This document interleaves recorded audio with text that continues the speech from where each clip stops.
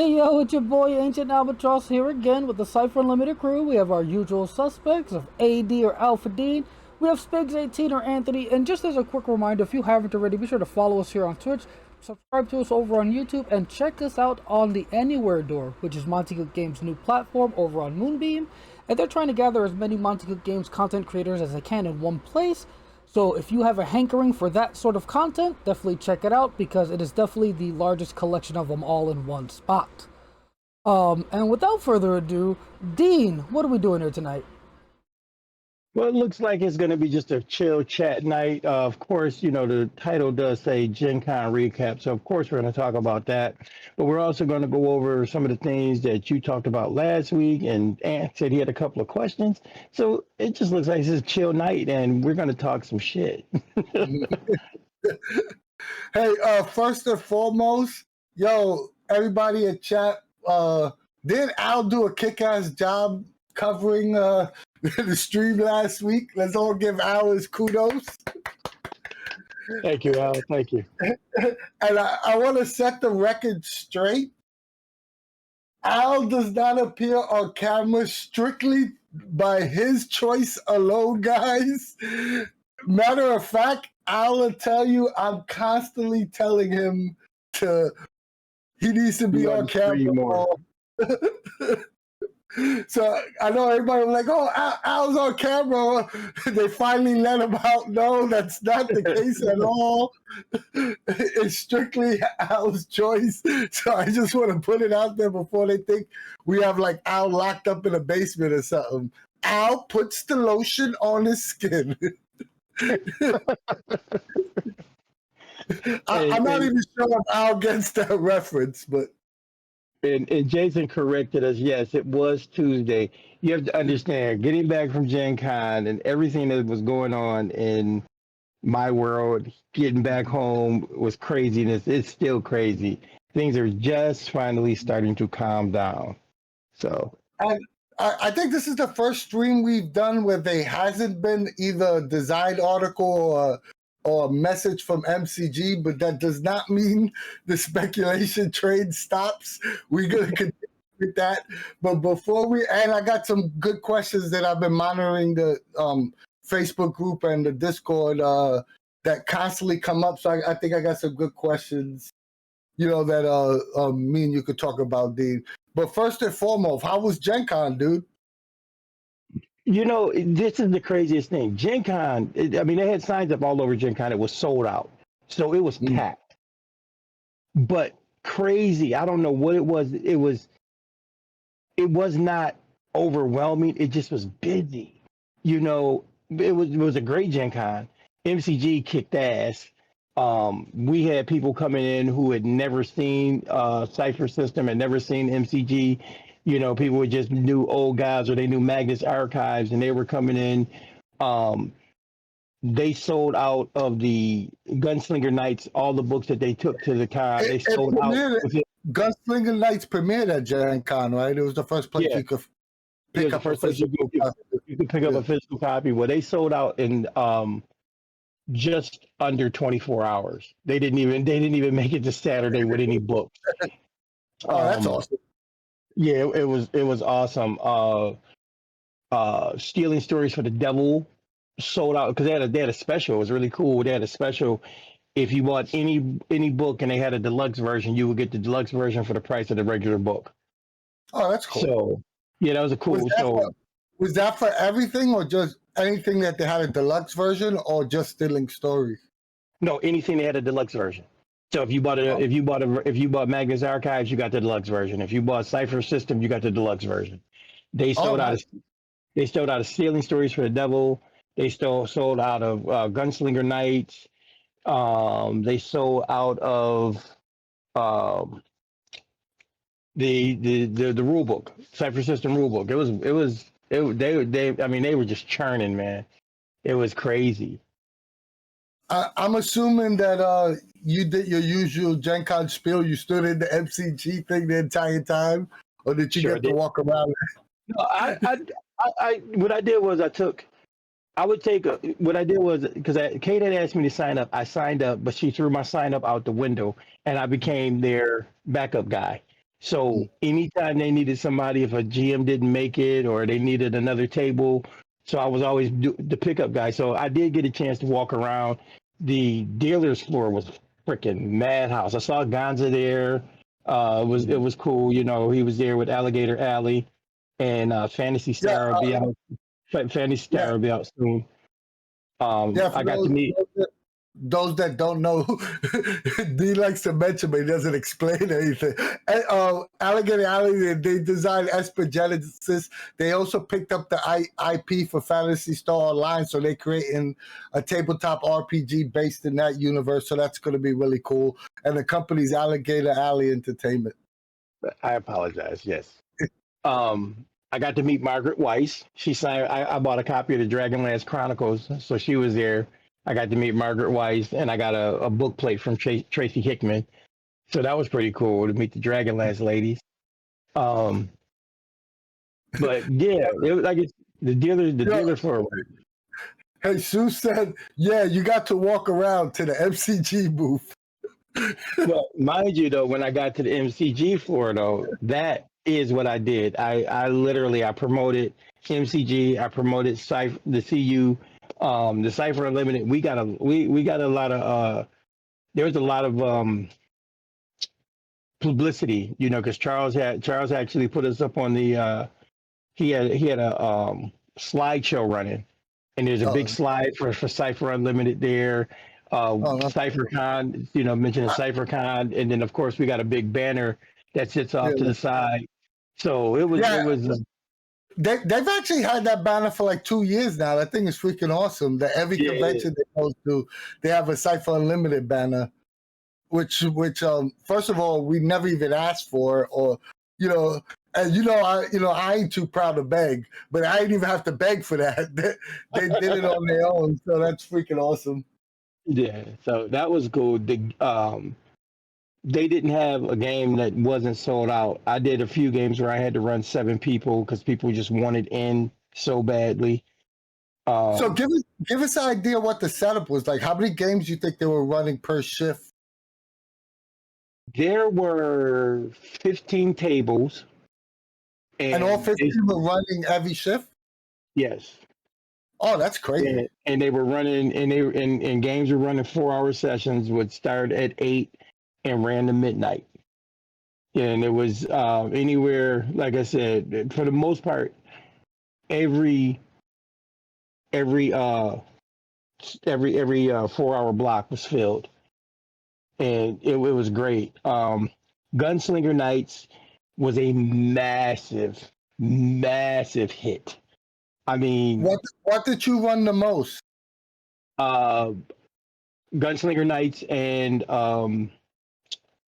and Stealing Stories for the Devil were the two that I ended up picking up the most. But I did run the Magnus Archives. That Adventures of Weight is pretty solid, and I also ran Old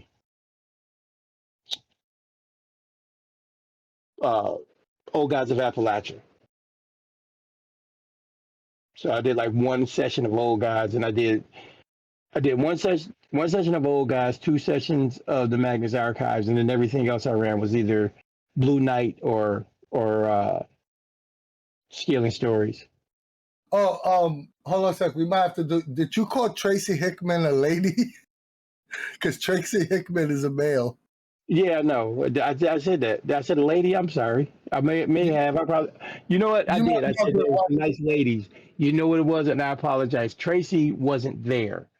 Margaret was there. Yeah, okay. And she had an assistant who was another lady, and I was like, there were some nice ladies. Yeah, because chat's a little bit in an uproar about that. No, we don't want the Dragonlance goons coming to get us. We apologize. Please don't. Look, I can go get my copy of the Chronicles and show you I'm not lying. I'm telling you guys the truth. One other quick thing about Gencon, right? All the adventures that were run at Gencon are the same adventures that we're running at CypherCon.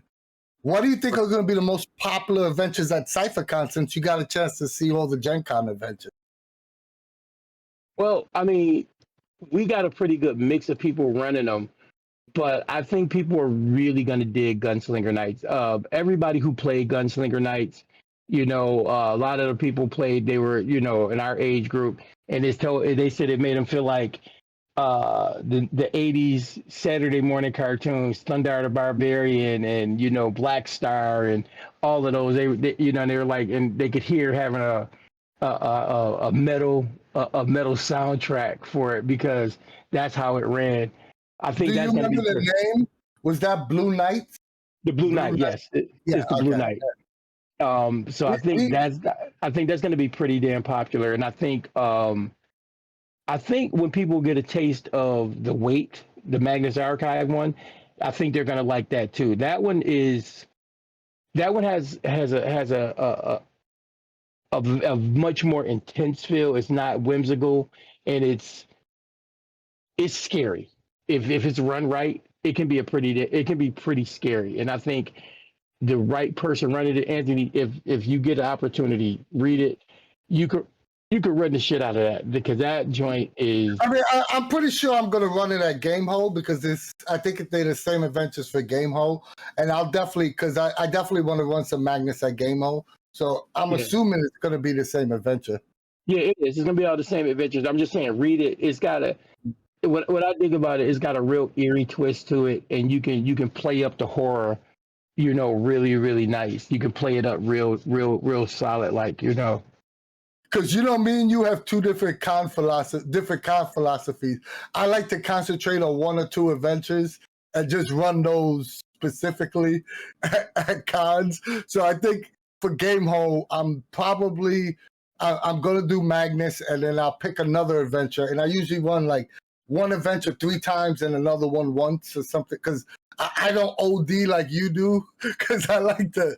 And I'm also in all fairness to Dean, I'm doing all the CU Yeah, you like can run around recording and stuff, but I tend to pick one adventure and just rock out with that one adventure. You know what I mean? You have that special ability to absorb 6 adventures and run.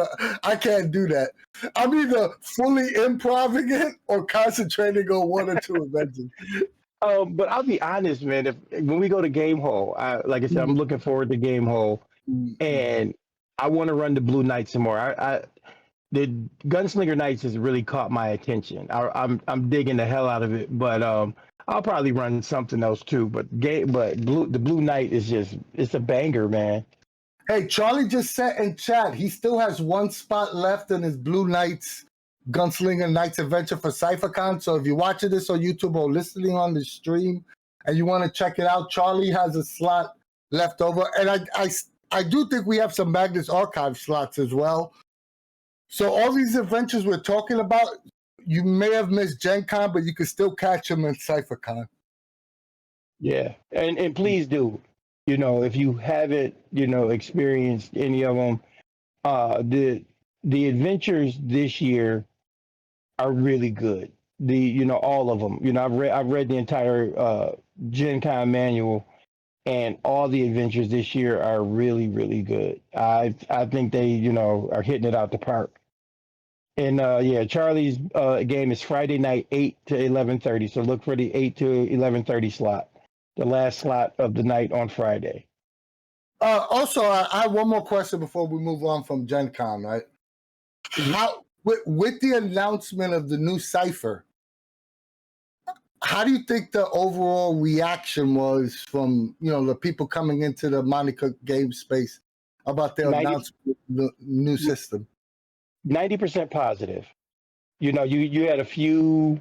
I'd probably go even as like 95%, but I'd say at least 90% positive. You had a few people coming in, kind of balking and giving but then Charles or Liv or even me or Eileen or whoever they would talk to, when they finally talked to us and kind of got an understanding that of the backward compatibility, and and then we put them towards the design notes and all of that stuff. It was pretty, it kind of alleviated a lot of stress, but overall people were pretty positive about it. Everybody's looking forward to the faster, the faster, easier character creation, and a lot of people were leaning into the stress mechanic, with Magnus Archive, so they enjoyed that, so they kind of liked having that aspect. So yeah, it's pretty good.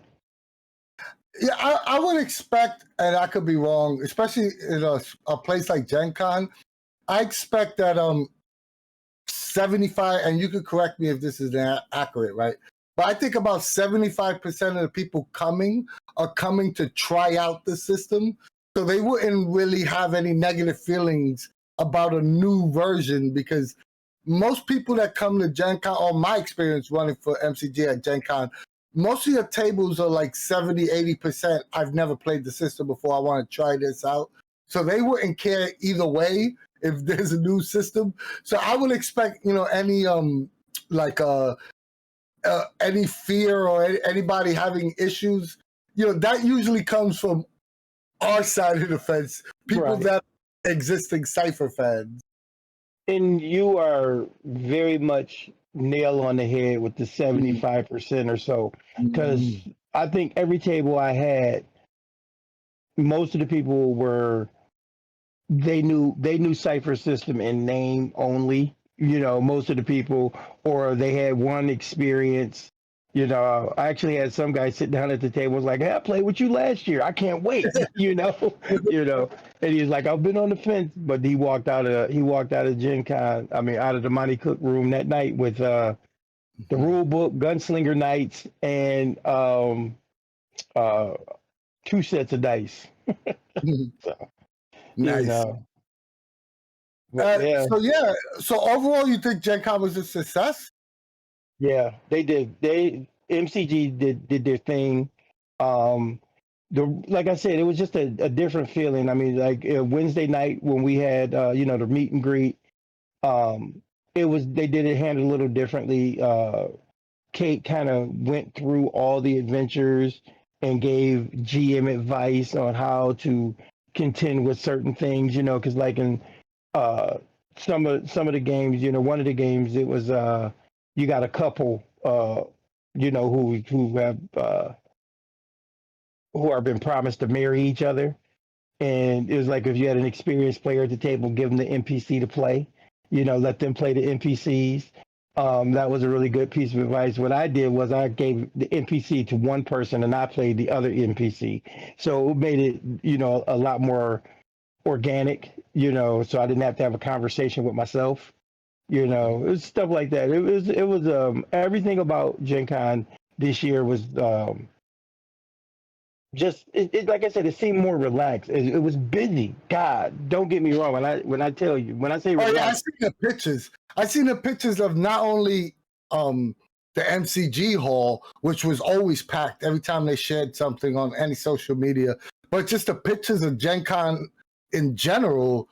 It was sold out every day, so everything looked packed. yeah, that's what I'm saying. They had And that's signs up kind of all the over. problem I have with Gen Con. I hate the crowds. Don't get me wrong. I'm gonna eventually come back to Gen Con. It's been 3 years since I've been there, but I'm not a huge fan of the. It's like the same thing with New York Comic Con. There's just too many damn people. Yeah, the hustle and bustle is irritating, but Yeah, and I think my problem, I hate it more. Like when I would get to go to the dealer room, I didn't get to absorb the dealer room the yeah, way I wanted to. Not like when you go to Game Hole where you can go in the dealer room and you can spend a little time with the vendor and yeah. touch it. You could barely get to anything in it there. So, but I did go to the Chaosium area. I got the box set, their starter kit for RuneQuest, which was Oh no, cool. I And bought that last year. I have that. yeah, I know you bought it last year, and I'm like, what, I need a Yeah, copy of this because it's yeah. really good. But I was going to tell you, I'm going to put some pictures up. I'm going to share them on the server, on our server. Chaosium every day they had two people dressed like full cosplay in different genre stuff that related to like their Cthulhu and dude, they and Oh, their that's costumes it was spot on. I'm gonna have to share those. Those are really good.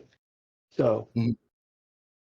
All right, one quick thing. Starheart Dragon said he has 4 slots on Friday for his Gunslinger Knights adventure on what you call it, CypherCon. So yeah, if you want to try that out Friday, just put in chat what your time slot is. But he has 4 available slots, so that's you and a couple of friends could get in the same game if you know I'm a pimp CypherCon out as much as I can. We want to fill up every table if we possibly can. Also, Underground Oracle posted 3 games for Harrow the Blighted Plane. 1, they're a fantastic company, and 2, it's a fantastic setting. If you want to check it out, go to CypherCon. They're running exclusive adventures that are only played at CypherCon. So yeah, go check it out. Check out Underground Oracle's adventures. I don't know the days off the top of my head, but we could definitely post it on the YouTube channel. But yeah, go check out their stuff because I know they still looking for players. Real quick, Crazy Weasel, Devin, if you can make game hole or packs, do you make it, man? Those would be a good places to come because they're not as crazy as Gencon, and they're awesome. If you can make it to one of them cons, make your way, man. All right, so now that we're done with Gencon, right? You was away for a weekend and there was a lot of Cypher stuff. Like neither one of us made Tuesday's stream where Al talked about the article that Monty wrote about ciphers, and it seems that they're going in a new direction and it's more streamlined according to genre. You have any thoughts on the direction Monty was talking about taking ciphers? You know what? I think it's a good idea. I think, when if you look at all the other editions, or not even so much editions, but all the way the ciphers have always been presented, they've always been very broad, and you would have to tailor them to fit your game. I like the idea that they're going to give us some direction on making tailored ciphers and having tailored ciphers that are genre specific. That being said, I think it's going to make, for much more streamlined play as well. We talk about telling a story. Well, if you got a block of ciphers that are going to fit, fantasy is the easiest one. So, we know we're going to have potions, and we know we're going to have scrolls, and so on and so forth. Those are staples in any fantasy game you play. So good doing. But what do you really call a cipher? What would you really make a cipher in a modern setting? Versus making just equipment that people can go and get, So I think it's a good idea. Yeah, I think a lot of it is stuff that most veteran cipher players have already been doing, like in the background on their own. But it's always great to have it spelled out and written in the book officially. And having the emphasis on it's okay to only have manifest ciphers. Hell, it's okay to only use the asset deck as ciphers if you wanted to in a regular, and to have it spelled out in the book, I think is going to be very helpful, and it's gonna open the eyes to a lot of people that are not accustomed to the way ciphers work. Like we had someone on our YouTube channel post how they hated the fact that ciphers were always trying. They felt like MCG was trying to cram ciphers into whatever game you're playing, and my response was, no, they're not. You don't need to use ciphers at all. It's not going to break anything. I think that was Al's response as well. And but it doesn't officially state that anywhere in the book, I believe. So if it's actually in there, like, hey, you can only use manifest ciphers depending on the genre, and in the genre section itself, give a guideline, like these are the type of ciphers you should be using for this genre. I think it's going to be extremely helpful. Yeah, and I, like you said, it's stuff that we, the veteran players and veteran GMs kind of embraced early on. When you think about it, they had a lot more, I guess you could say, information in the original CSR. When we would read the about ciphers, remember, because they even had occult ciphers back then. And so it kind of helped us by giving us the ability to look at things through a different lens.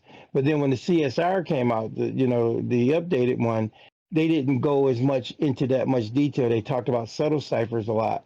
So Yeah. now, like you're saying, this is going to help a ton of people, and it's also going to get people to understand why ciphers are even there. Ciphers are a really quick and dirty way to give your players more tools of the trade, if you will. I mean, My favorite part, and we said this in many videos, but my favorite part about ciphers is the right? Like if you're running supers or you're running fantasy, you could go balls to the wall and give out some really crazy stuff with ciphers because you know they're only going to use it one time. Right. And if it's too overpowered, it's only ruining one scene. You know what I mean? So it can't be too game breaking. You know what I mean? And it's a way for you as a GM to learn, okay, this was too much. Let me peel back the level of power I'm giving in ciphers. Or these ciphers were a little on the weak side. Let me, next batch of ciphers, let me start giving them something a little more special. Right. And then I think the other thing too, I'm hoping one of the things that Monty and crew does when they release the new Cypher rulebook is also lean into the fact to get people to understand that Cypher systems, not just narrative, but it's cinematic.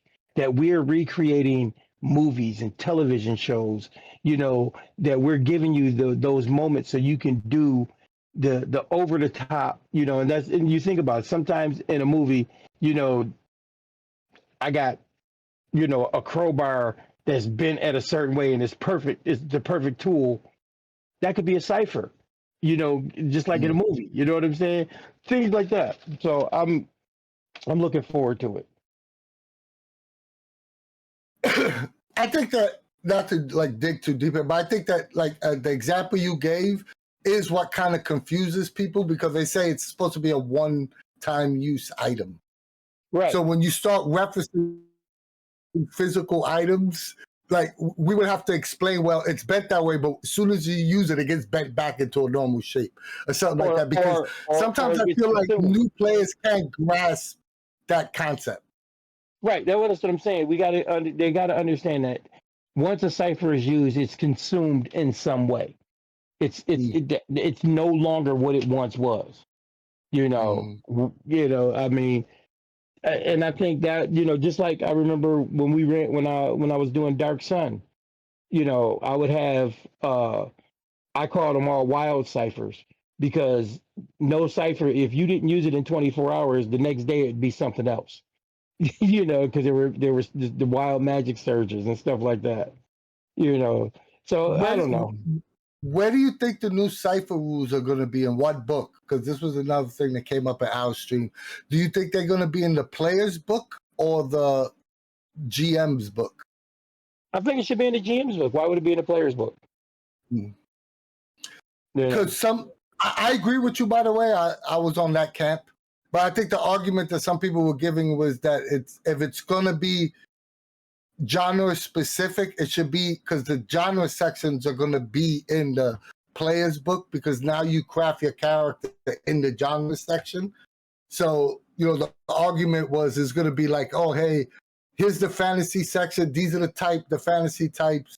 These are the foci you can use. These are the abilities you can use. Like all that's going to be in the fantasy section.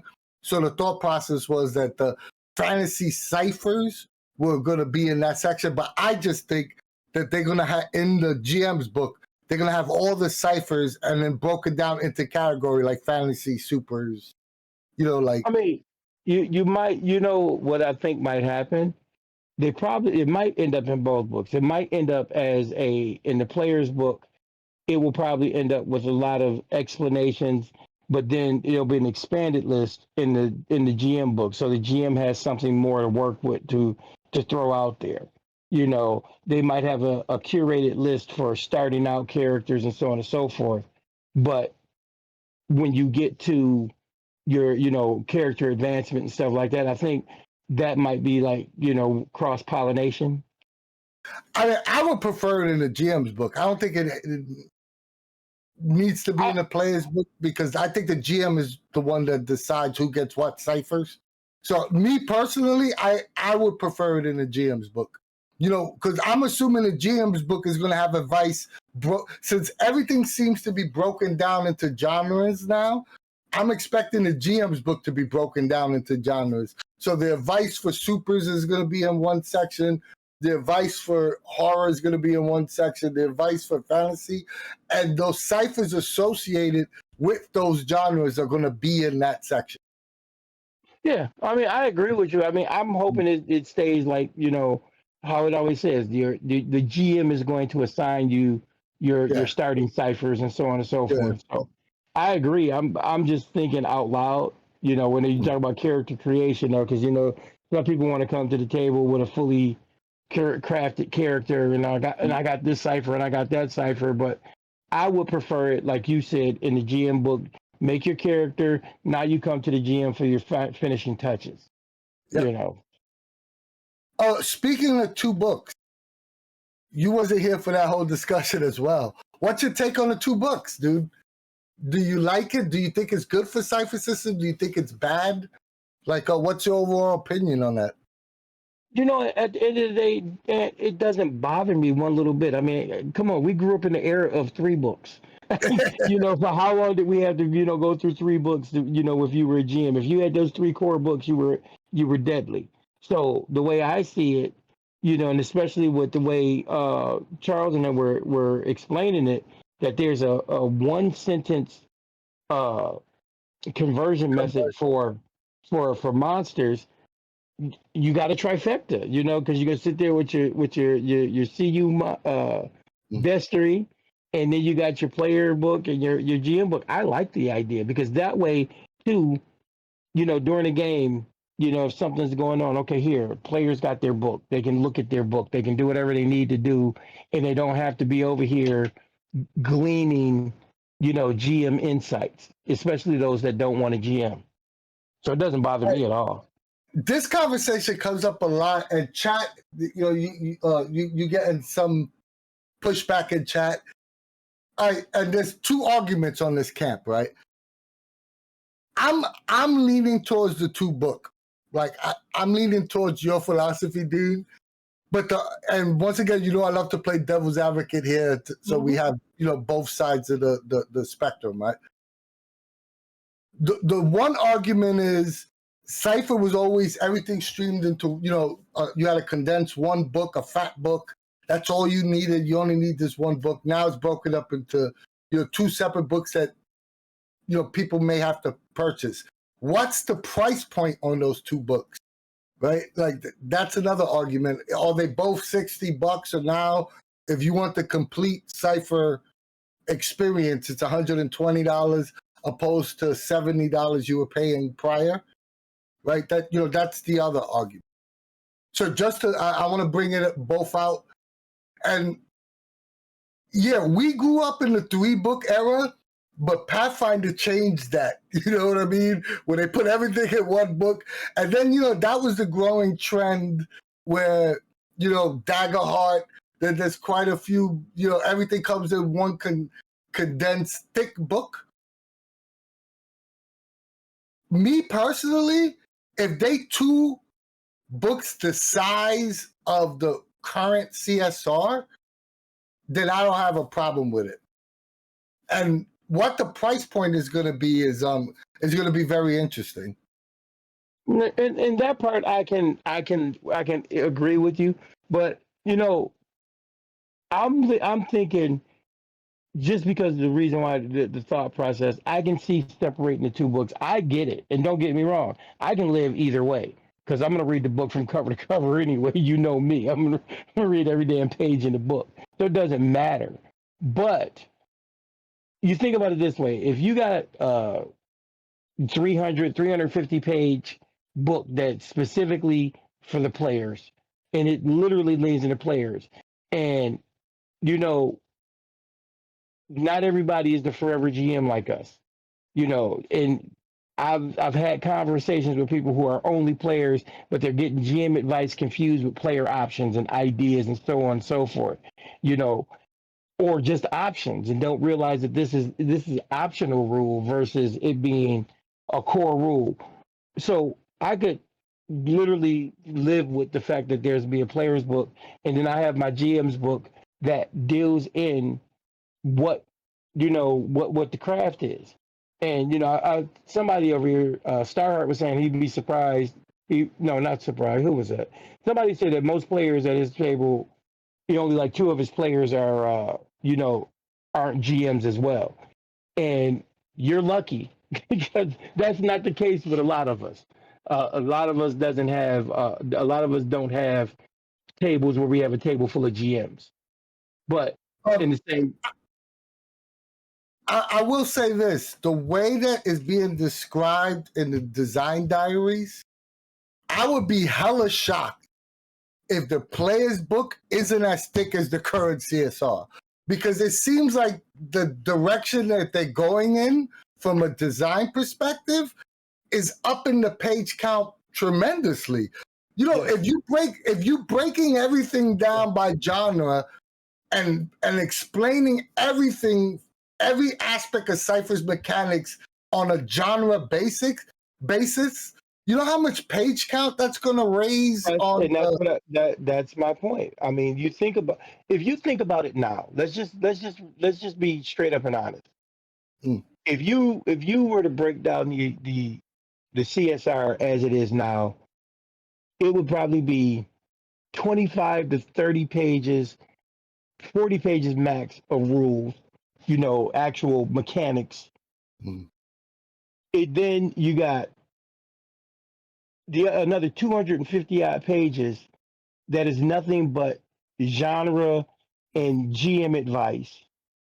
And then you got those other 100 pages or so that are character driven. And like you said, now we're talking about breaking every genre down. Now again, how many genres are we getting? If you just say the 9 genres that are in the book right now, and it's still 340 pages. But that's what I'm saying. If you say the 9 genres in the book now, and you say that they're going to give us 3 archetypes for each setting, each genre, you're right there. That's 250 pages. Yeah. Not to mention that the equipment section is going to be broken down by genre. The abilities section is going to be broken down by genre. The foci is going to be broken down by genre. Right. The descriptors are going to be broken down by genre. That's just going to build up the page count. I think the player's book is going to be the size of the current CSR. Probably. I would not doubt it. I mean, like I said, if I was a betting man, I was just saying, if I was a betting man, I'd say if it's not as big as the CSR, it's going to be at least 350 to 400 pages. And I think the GM's book is going to now have all the monsters broken down by genre, right? Which, once again, increases the page count. I wouldn't be mad if they threw some extra monsters in there.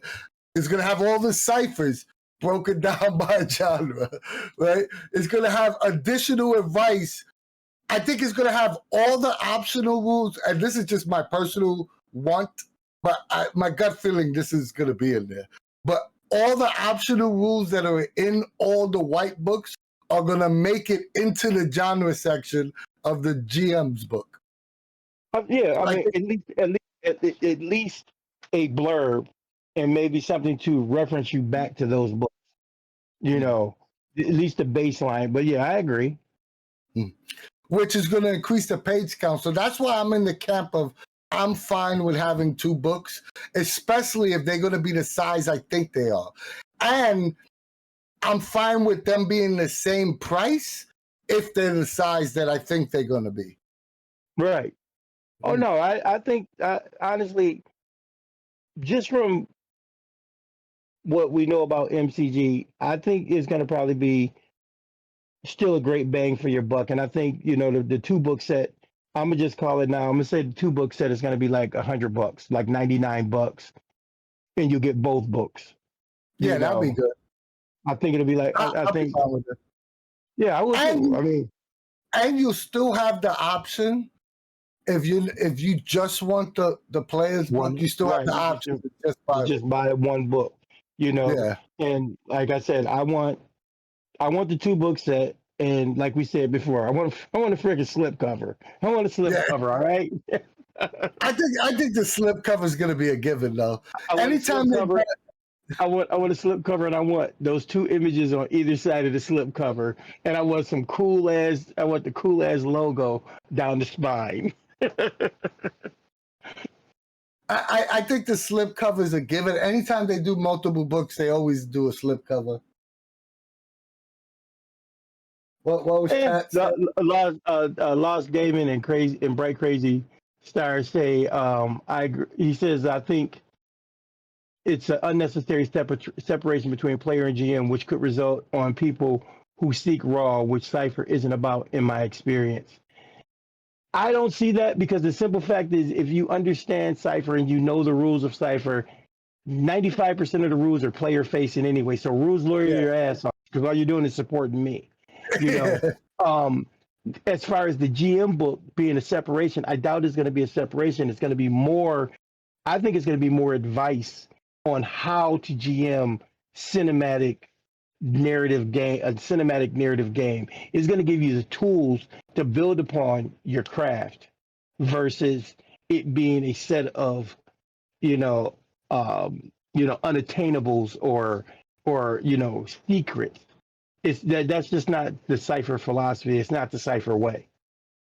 Yeah, and I also think that that's also more community based over having multiple books because there's several narrative books that have multiple books that narrative games that have multiple books and doesn't necessarily harbor those feelings. I think that's more the community's mindset opposed to the books making you do it. That sounds not to be like too jokey, but that's like, oh, you know what I mean, satanic panic. Oh, we got two books.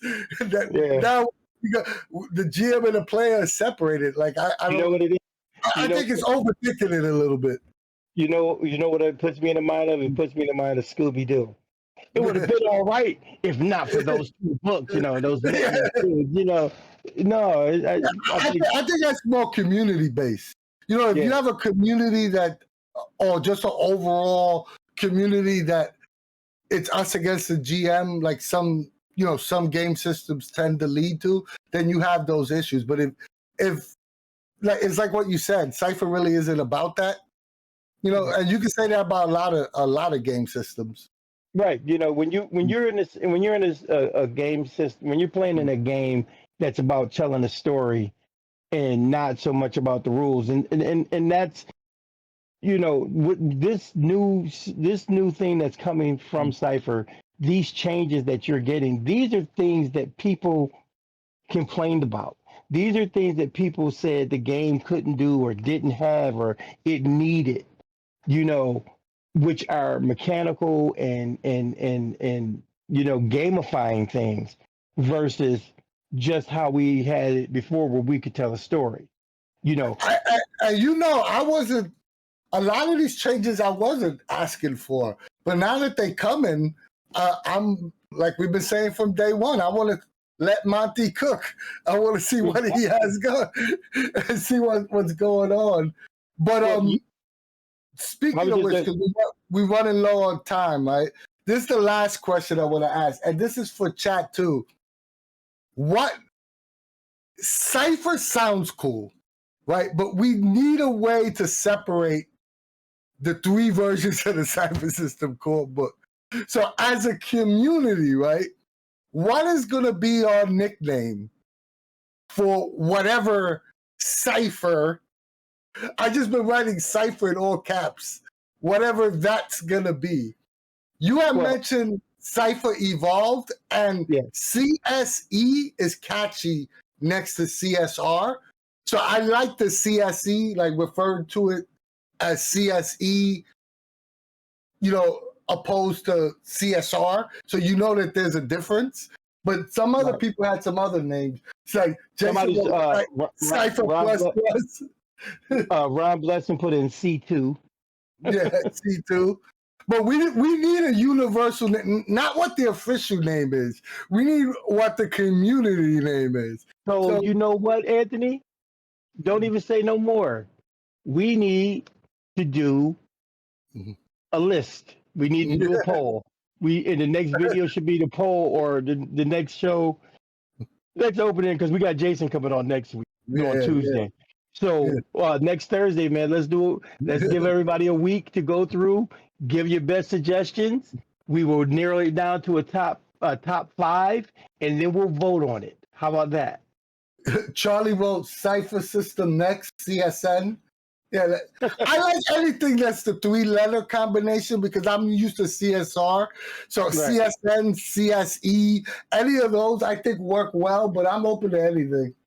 Yeah, me too. Like I said, I'm gonna continue with my CSE. I like that until we have something official, till the community helps us decide what we're gonna call it. So there's a ton of names that could come up. But Cypher, I like the name. I like the way the logos look. Yes.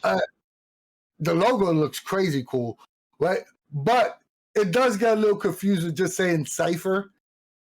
You know what I mean? Like I'm cool with that being the official name, but we need a nickname, dude. We absolutely. I'm with you. I'm with you 1,000%, man. Let's do it.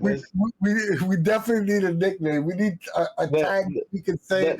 Everybody on the server universally says, because I can guarantee you, people are going to get confused and be like, especially when it's getting close, like when the backer kit drops and people are still talking about the CSR and someone says Cypher, I guarantee you're going to be like, hey, which one are you talking about? The one that's on backer kit or the one? Well, like I said, I'm gonna throw mine out there right now. Mine is CSE. Anybody out there who's listening to this and want to vote, like I said, are you good with that, Anthony? Next Thursday, so we'll take people dropping suggestions, and then we'll talk about it next week. Someone saying CSS, C2. Yeah, but yeah, we're gonna have to get a running list. Cypher System 2, the Electric Boogaloo. Stupid. Yeah, we need NCR, New Cypher Revolution. That was pretty good. I like that one. That's a good one. I knew chat would have way better nicknames than we could go home with. Yeah, there's a lot of good ones coming out in chat. Yeah, guys, start thinking about and post on the YouTube video whatever nickname. And yeah, I think Dean is right. We'll do a poll. Like we'll gather up the 10 best nicknames and then we'll do a poll. Let people vote on them. Yeah. I'm pretty sure somebody's gonna come up with something that we ain't really think about. Somebody put C22B. Cypher System 2 book. Cypher 2 book edition, yeah. COD.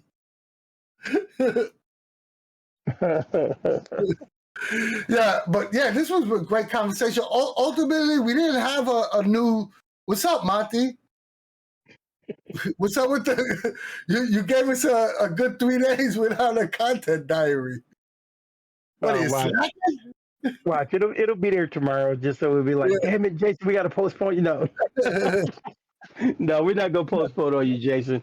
And listen, guys, if you haven't backed it already, truly check out Stick Gun Doomsday. It's on Backer Kit right now. Jason, our buddy Jason Shadowmane, has done a phenomenal job with this new setting. It's pretty cool. I've been privy to a little bit of it. I've been helping him out with certain things. And telling you, it's some good stuff in there. And we'll have him on next Tuesday to talk all about it. But yeah, you should definitely go check it out right now and back it if you can. Not only is he a great friend of the channel, he produces great work. And I just want to show this off a little bit before we get off to our spiel. But I actually got the CypherCon t-shirts available. This is the one designed by Cat Hub. Look at this awesome shirt. Mine haven't got here yet. Oh, let me show. Can you see it clearly? Oh yeah, it's very clear. Beautiful. All right. And this one was designed by Sins, Al's husband. Can you see that one clearly? See it clear as a bell, man. Those shirts are beautiful. Like I said, I can't wait. I can't wait to get mine. So yeah, guys, check out CypherCon if you haven't already. We've been talking about it. There's still plenty of games available. We want as many. We have over 65 tables set up currently right now to jump in and play a game, and we just want as many Cypher heads, as many fans coming in of Monte Cook Games to experience the pleasure of playing Cypher System like we, all of us at the CU know and love. So we want you to experience that as well. So if you're new to Cypher System or veteran, head on over there and play some games with us at CypherCon. Let me just give a final thought, Anthony, before you jump in your spiel. I just want to let everybody know, again, like I said from the beginning, the adventures that MCG put out this year are all good. Any of the GMs that are on the CU that are going to run it, I'm quite sure they're going to give you an experience that you will not soon forget. Join CypherCon, and Anthony, you can take us home. And just to go back to the CypherCon, not only are the adventures MCG put out fantastic, we have a ton of original adventures from members of the community, from content creators such as Alpahdean, Underground Oracle, Gonza Gaming. There's a ton of great KedHub. KedHub is running Void Home exclusive adventures at CypherCon. And then not to mention all the other great community members running their own original adventures. There's a ton of fantastic GMs. So CypherCon, even if you're not playing the MCG adventures, there's a ton of great Cypher goodness, period. So go check it out. Join the Cypher Unlimited Discord, and it's completely free. Join the fun. We're going to have free raffles every day. You can win cool stuff and a gift bag. And we're going to have what you call a AMA with the MCG team. There's just going to be a ton of cool stuff we have planned. So I'm super excited for this year's CypherCon. Go check it out. And if you like us and you like what we do, join the Cypher Unlimited Discord server for all things Monte Cook Games. We have the largest fan-run Discord for everything MCG, but if Discord's not for you, join our Facebook group. Not as big as our Discord, but still great conversations being had there daily. If you find any kindness in your heart, give us a sub here on Twitch, or go to our YouTube channel and like, share, and subscribe there, or go to Anywhere Door on Moonbeam and give us a follow there as well. We're still trying to build all 3 platforms as big as we possibly can, and any help you could give us in that direction will be greatly appreciated. And if you're watching us on YouTube, give us a like or leave a comment. It helps us out with the algorithm. Our videos are always free, but if you want to support us financially in any way, you could give us a little donation on Ko-fi, and it helps us out with little things like running online conventions. Or go to our online store and pick up some cool Cypher Unlimited merch, like the CypherCon t-shirts that we currently have on, or the shirt and hat that me and Dean got on, or the CypherCon shirts that I was showing off earlier. And last but not least, we love you guys. Yep, thank you guys so much for coming on, watching, chatting it up about the new edition and Gencon. Definitely exciting stuff happening with the new series, or new book. I don't know why I call it a series, but either way, definitely a nice speculation train still chugga choo-chooing. But either way, thank you guys for hosting, and again, thank you everybody in the audience for coming by, and from us at the CU, we will see you later. Peace. Peace.